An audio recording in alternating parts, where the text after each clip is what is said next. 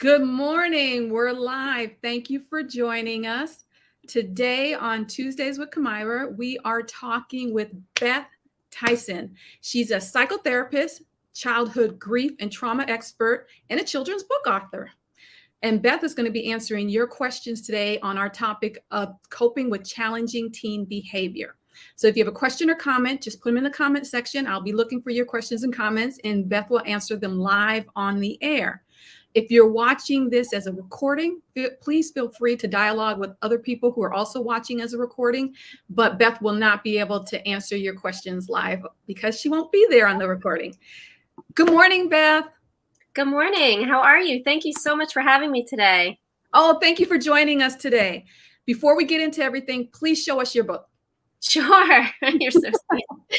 So this is, where's the camera? This is my book, a children's book for grand families. And this is kind of how you and I probably connected, right? Probably saw something posted about my book and thought, oh, let's collaborate on something. So my book is about a grandchild who's being raised by his grandmother and sort of the trauma and loss and grief and challenging behaviors that these families go through when a child's world is suddenly just turned upside down due to trauma, loss, abuse, neglect, and some really heavy stuff. And the book is a tool. It's a resource for therapists, parents, teachers, and really anyone who works with kids who have been through traumatic experiences. There's definitely some helpful tips in the back of the book for adults and children as well. And I even share a list of people who were raised by their grandparents so that kids in this situation can feel a little bit less alone. So you'd be surprised. We have some really famous people that at least in part were raised by their grandparents at some time in their life. So that's my book. And it's a big piece of my heart out in the world. And I love to share it with everybody. Oh, thank you for sharing that with us. And thank you for authoring the book. Thank you.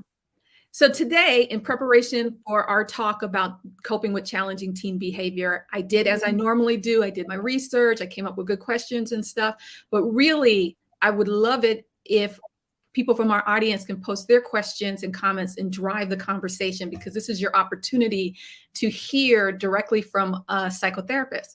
And also, Beth has planned and she has notes and she has wonderful things that she told me in our pregame that she thought would be helpful to mention. So I want to make sure that she gets her stuff in. I want to make sure you guys get your questions and that she gets her thoughtful points in. So let's start with defining challenging behaviors, be they light or heavy, just so that we have a base to a foundation for our conversation. Sure. Challenging behaviors are really any behaviors that are going on in your family that are causing disruption, dysfunction, an inability to communicate with each other or disrupting your daily life in any way. That's on the heavier end. On the lighter end, it can be things like just, avoidance behavior from your teens that just don't want to talk and open up and tell you about their day. It could be, inappropriate posting on social media. It could be any number of things, lying, stealing, just rebellious type behavior, and just non-compliance with rules of the home, things like that. Okay. So from your definition, be it light to heavy, every family experiences some type of challenging behavior at some point while raising their children. Yes. Okay. So we're all happy to hear that. You hear that? We all experience these things. So you can feel free to post your comments because we all experience these things. Why don't we start with you helping us understand the root meaning behind challenging behavior? Sure. And when it comes to teens, the issue really is a couple of things. One, it's their developmental phase. So teens really are interested more in spending time with their friends and gaining that social acceptance and the approval of their peers. And it's a big shift away from what they were like in, say, grade school, where they still really wanted mom and dad's approval and really wanted to feel connected and close with them, even show affection with each other and stuff. And during the teen years, we go into this phase where we are trying to separate ourselves and establish our roles and identity in the world as a separate individual from our parents. And so to do that, we often, sorry, I just realized my computer was unplugged and my battery is going low. Sorry. No, it all Sorry about that. Real life stuff here. So basically, the brain is not fully developed either. And so we have this desire as a teen to be independent and make all of our own decisions and have control. But at the same time, our prefrontal cortex, which is the area of the brain that does not, or that makes good decisions and can evaluate risks properly, isn't fully matured. And so parents can think about themselves as sort of the prefrontal cortex living outside of their teens' brain. They have to still help their teens make decisions and guide them towards good decisions and healthy behaviors. And they need us still. They can't do this on their own. Their brain literally isn't developed enough to have the ability to assess risks properly. And so as parents, we can be the outside prefrontal cortex for them, making those connections and really protecting our kids. It's not so much that we are trying to beat them down with rules and regulations, but we're trying to support them and guide them. And if they can understand that and you can come to them and explain some of this to them, that will really open up the conversation, that it's not that you're just this parent that has all these rules and it's your way to the highway. It's no, I'm trying to protect you. It's my job to keep you safe. And teens and young adults just aren't there yet. In fact, the window of what we consider adolescence now, it's much larger than it was when we were teens. So adolescence is they're now saying that it's from like 8 to 24. And, for people who grew up in my generation, it was more of like 13 to 18 or maybe 20, but it was really those teen years. And now the window is much larger. So we need to start having these conversations with our children much younger, the hard conversations. And we also need to prepare ourselves that our children are going to need us for longer beyond just the teen years, that they really, they need support up until their mid 20s in terms of being guided and supported throughout their life. So yeah, the window has changed. And that's because of the research that shows that our brains are not fully mature until our mid to late 20s. And what is the research or reasoning behind beginning it earlier rather than at 12, going all the way back down to 8? So because, social media and access to the internet and all the information that's out there has kind of sped up, in a way, the development of our children. They are being exposed to so much more information earlier on in life.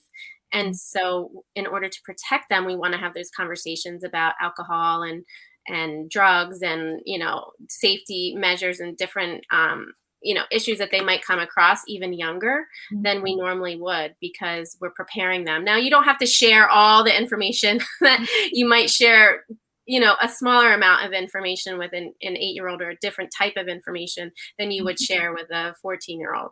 Clearly it has to be age appropriate. And, always, if you're having trouble, I always recommend to speak with a mental health therapist about these things as well. This is advice, but this is, not mental health treatment. So always, if you really have concerns about your child, you want to seek out mental health care by a professional. But I think it's really surprising to most people to hear, that window has expanded so greatly. And it really has to do with the technology and the social media and the access to information that we just didn't have as kids. It's a totally different world than what we grew up in. It really is. Let's do a little scenario. Why don't you describe a typical challenging behavior, and then how the adult in the teen's life should deal with it, and also the message that we give to them why we are dealing with it the way we are. Yeah, certainly. Well, one thing, I think that sometimes as parents, and I'm a parent, but not to a teen, but I've worked with a lot of teens as a therapist. And what I sometimes find myself doing as a parent is being triggered by my child's behavior, which is really common. So one of the things we want to work on as parents is being conscious of what our own triggers are and why they are there, but also thinking about, why do we have the rules that we have? Are we just doing this because this is how we were raised by our parents? Does this rule still even apply, based off the way the world has changed? Is there a way I can do this differently without getting into a battle with my child? So you can be really conscious and thinking through the reasons behind your own behaviors can help to mitigate some of the conflict that you're going to have with your teen. One example I like to use is with maybe non-compliance with a curfew. If you set a curfew for your child, your teen, and they are continuously breaking that curfew, you can end up in a lot of conflict, fighting over this issue and cause a lot of turmoil within your relationship. And you're just trying to keep them safe, but they see it as control, right? And so oftentimes we don't explain to children that the reason we are so strict with our curfew is because we want to make sure they come home safe at the end of the day. And really the message is, I love you so much, I'm afraid that something might happen to you, or that maybe you got in a car accident on the way home, or something like that. Whereas instead of it just coming down like a hammer, like you have to be home because I said so kind of conversation. And even you can some people, depending on the maturity and responsibility level of their child, because every child is different and has different levels of maturity at different ages.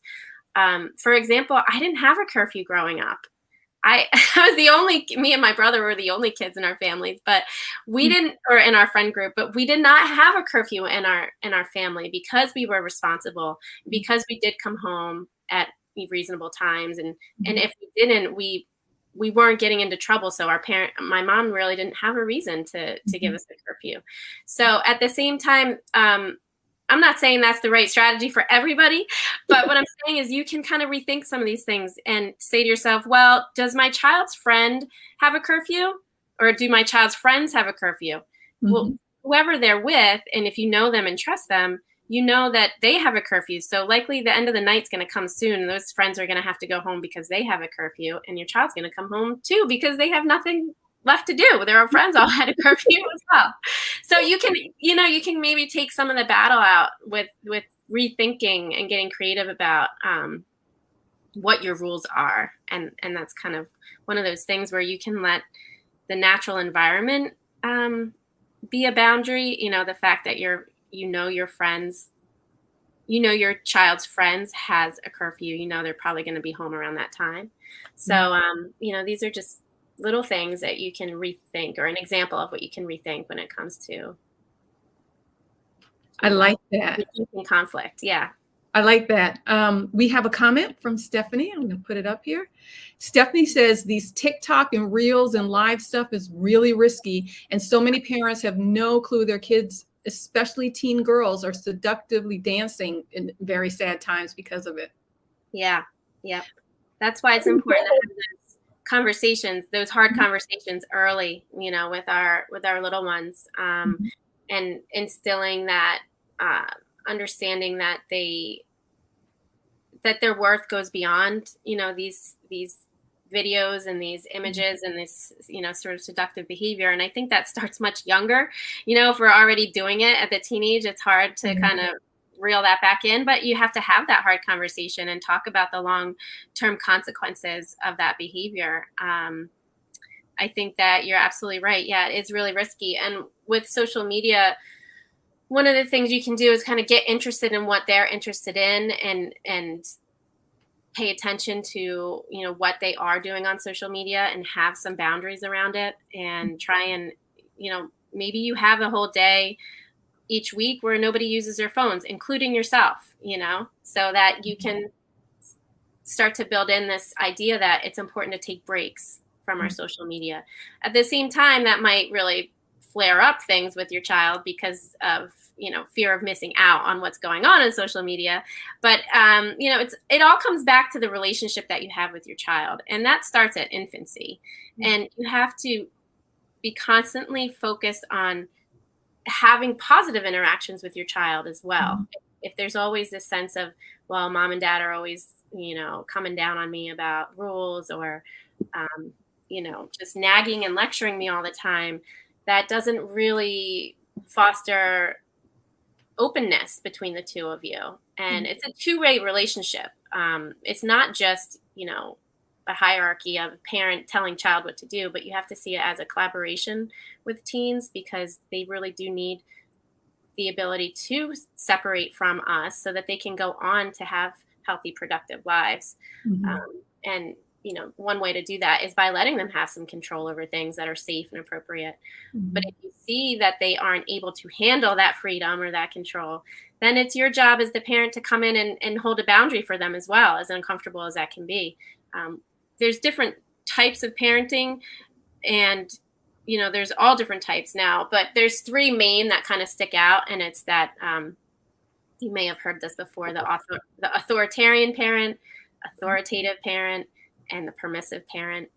And basically where we want to fall is in that authoritative position as a parent, where we are neither overly permissive and just letting everything fly because it's just too hard, it's too much conflict, it's too stressful.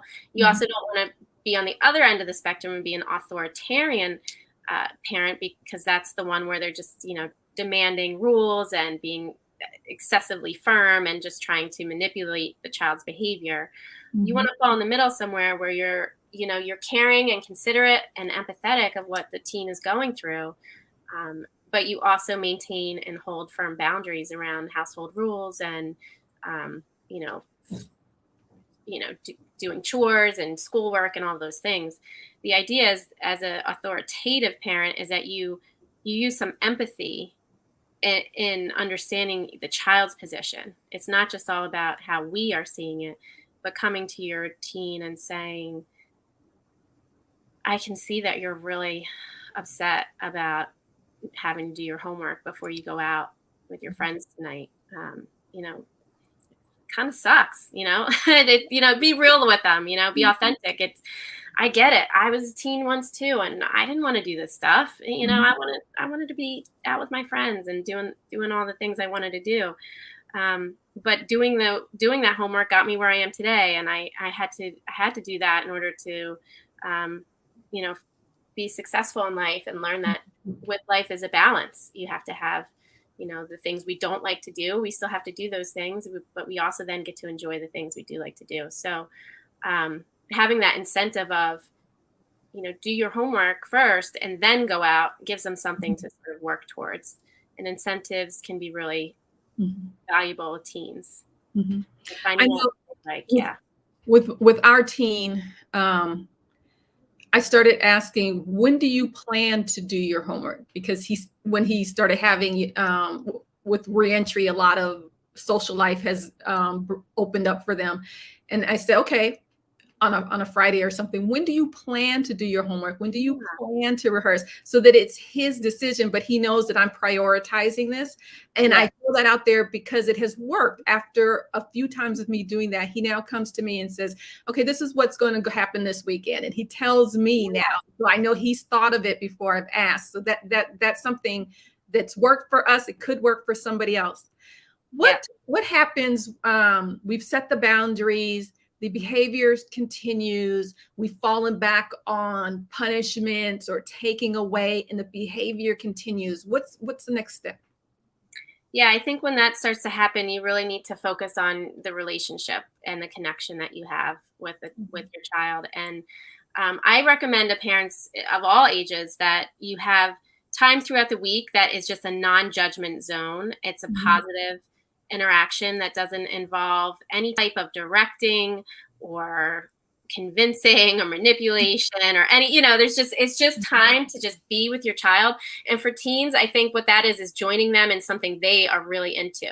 Now, for us, that might feel boring if we're not into video games or we're not into, sports or whatever it is. But if you can join alongside them and just really observe them and their natural habitat and the things that they, really get into, and be curious about it, and leave the judgments and the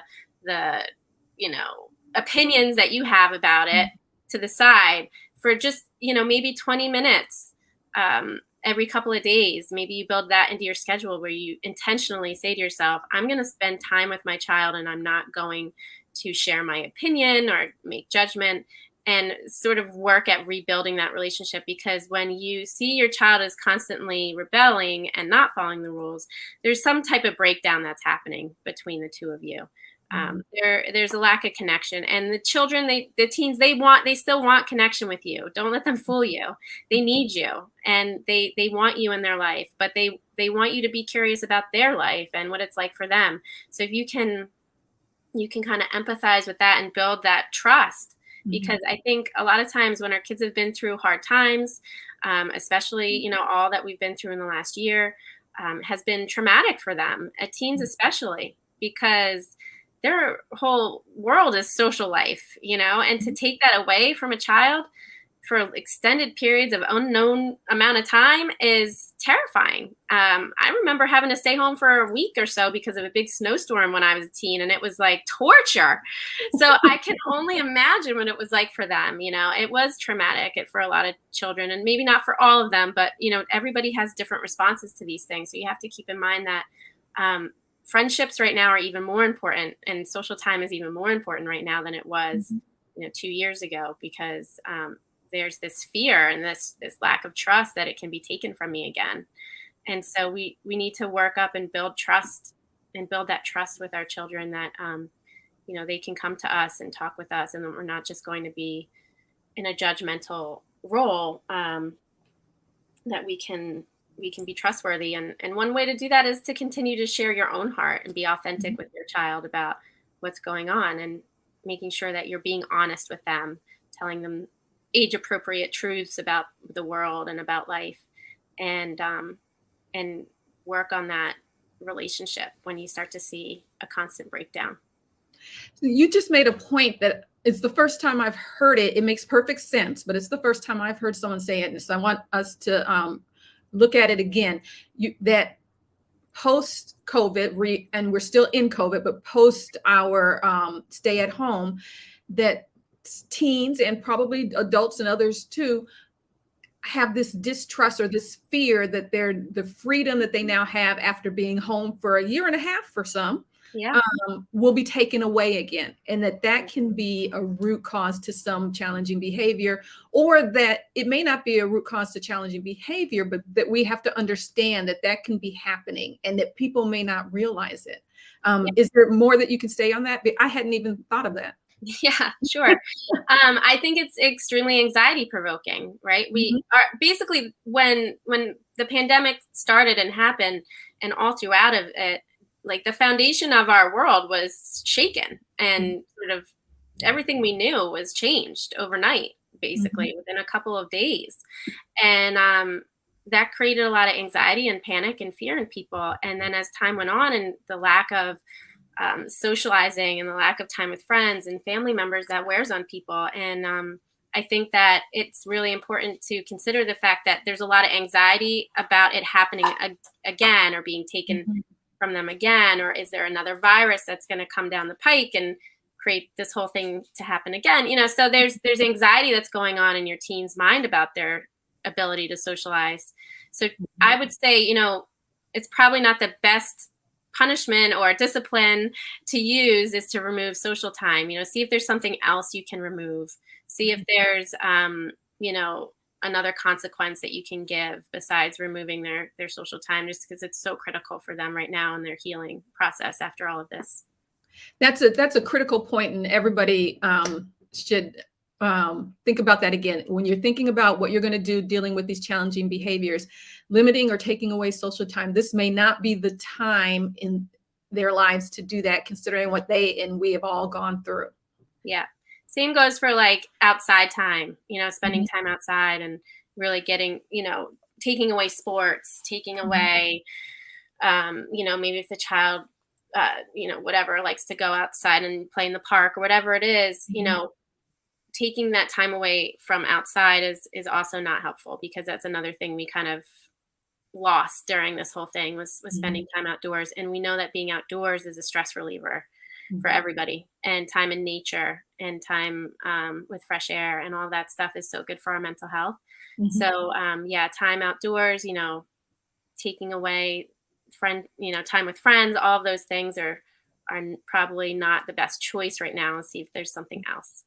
So we're going to have to get more creative when we're dealing with these challenging behaviors if our boundaries keep getting pushed.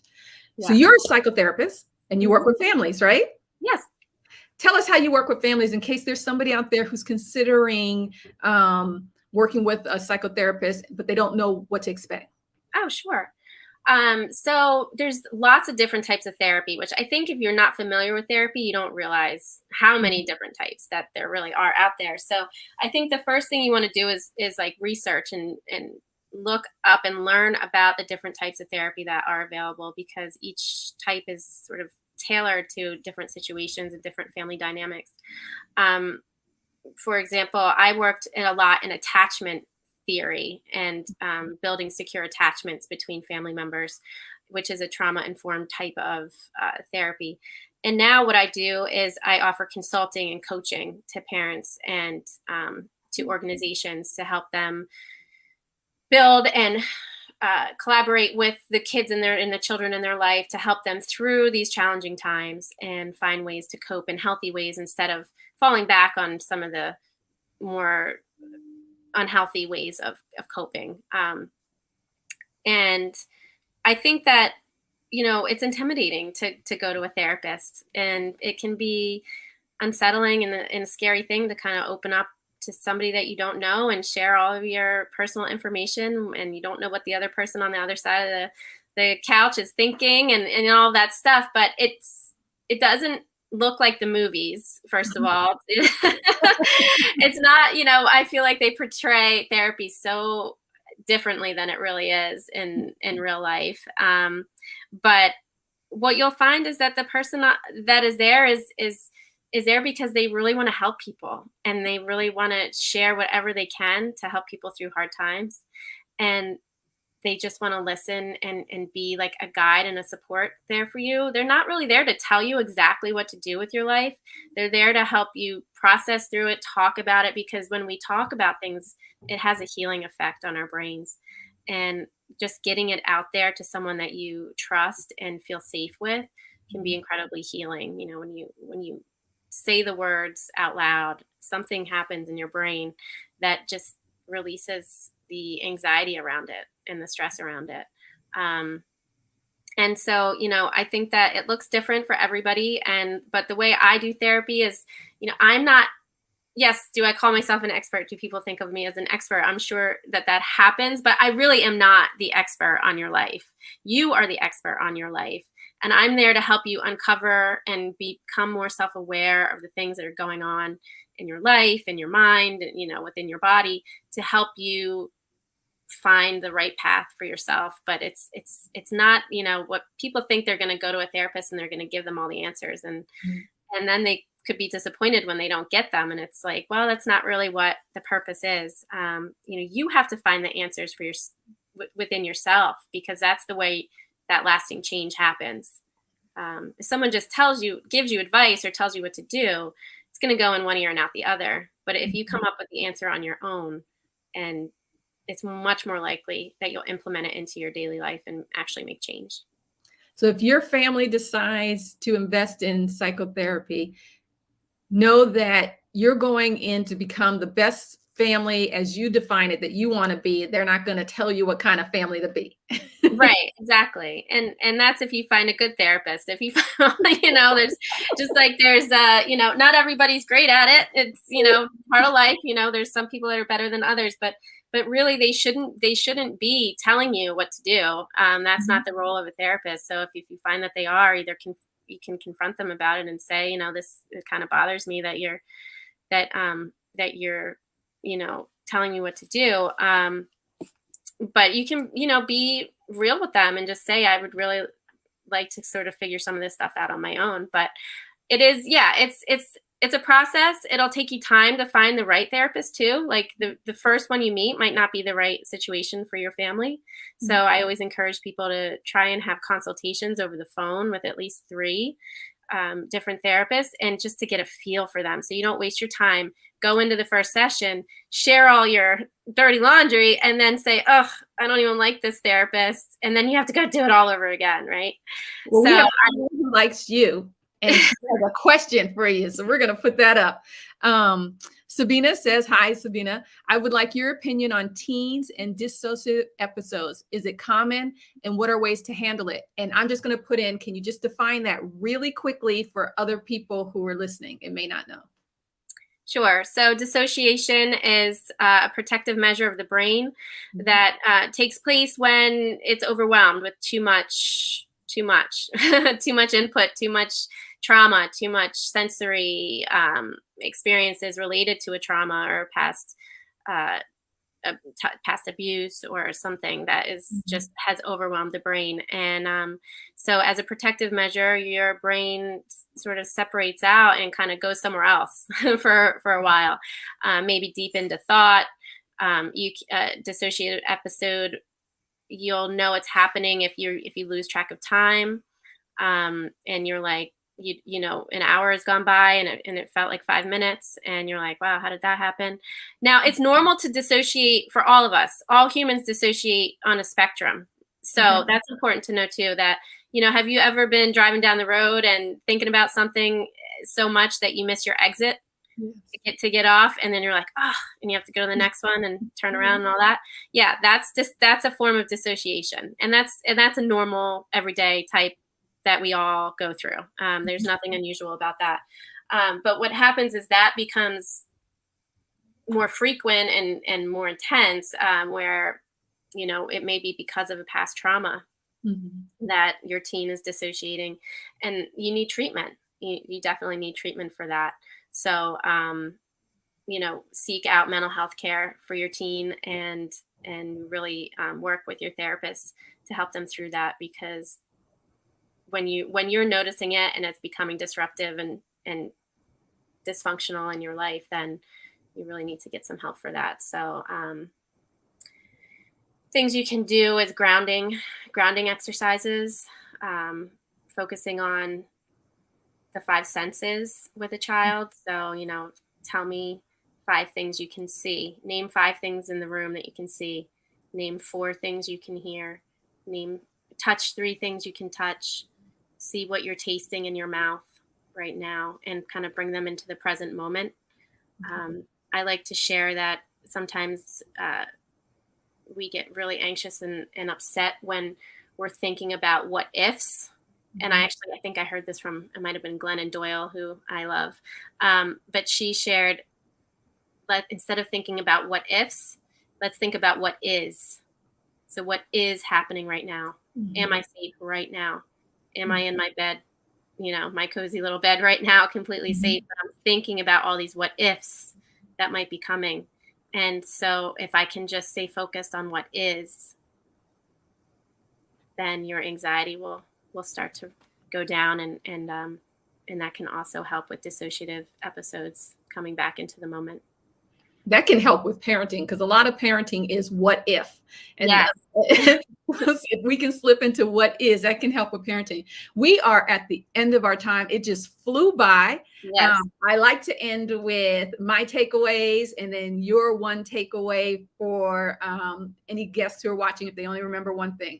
My takeaways, the what is, I love that. Going back to the beginning, I'd love the idea of considering ourselves, the adults in our teens' lives, that we are our teens' prefrontal cortex. We are their externally, we are their prefrontal cortex until they turn 24 or 25 or whatever the age is when their brain is fully developed. I love that. Right. And the judgment-free zone, which is really hard because it's not just judgment. It seems easy because you say 20 minutes, be intentional for 20 minutes, but it's hard not to offer solutions to something or not to offer an opinion because you want to help so much, but just to be there for the 20 minutes. That's good advice, and I think it's harder than it seems in writing. It is, but you get better at it as you practice, you know? It's like, just, you know, imagine there's just a zipper over your lip if you have to, that you're just going to listen and reflect instead of offering. If you need to say something, just reflect what you see, reflect what you hear. Say, you know, it sounds like you're really upset about, you know, not being able to go to the party tonight.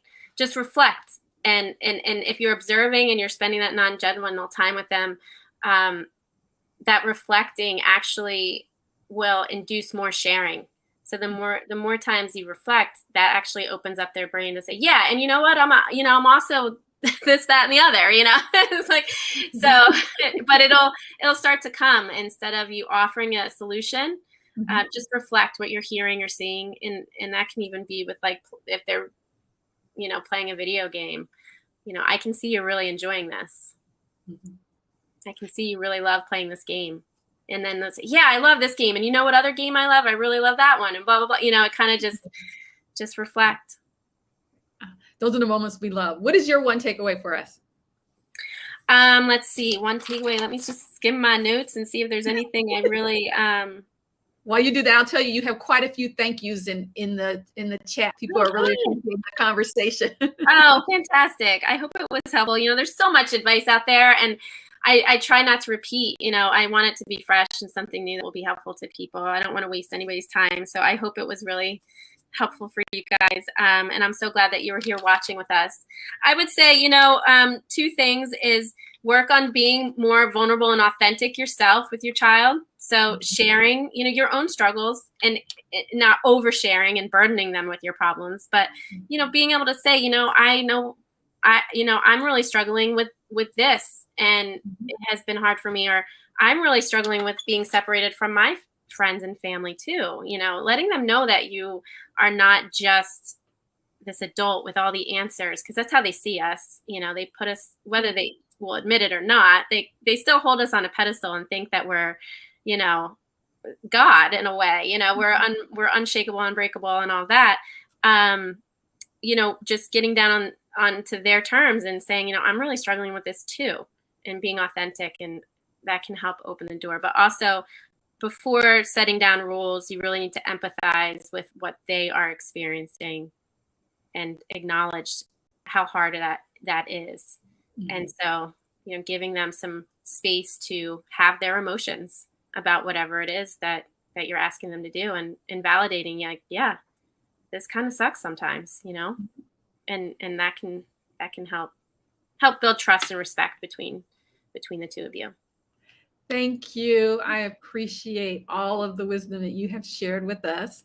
We're going to put links up in the comments section. Some aren't there yet, but some will be coming up within the next few minutes that'll lead you to other resources, including Beth's website. So you should look for that. And although that's it for today, we're back tomorrow, same place, same time, 10:30 a.m. Eastern time. Tomorrow is Coffee with Jen and Sharon. They're always talking about a good topical issue that parents love to talk about. So you should bring your hot beverage, sit with them, chat with them online. It'll be a lot of fun. Thanks for joining us. Bye, everyone. Bye.